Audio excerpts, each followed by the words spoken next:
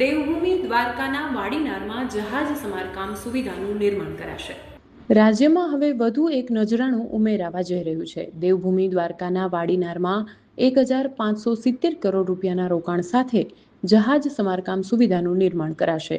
નવી દિલ્હીમાં પ્રધાનમંત્રી નરેન્દ્ર મોદીની અધ્યક્ષતામાં યોજાયેલી કેન્દ્રીય મંત્રીમંડળની બેઠકમાં આ અંગે લેવાયેલા નિર્ણયની વિગત આપતા કેન્દ્રીય માહિતી અને પ્રસારણ મંત્રી અશ્વિની વૈષ્ણવે કહ્યું કે દીનદયાળ બંદર સત્તામંડળ DPA અને કોચિન શિપયાર્ડ લિમિટેડ CSL દ્વારા સંયુક્ત રોકાણ સાથે આ પરિયોજના હાથ ધરાશે, જે ભારતના જહાજ સમારકામ માળખાકીય સુવિધામાં રહેલી એક મોટી ખામીને દૂર કરશે.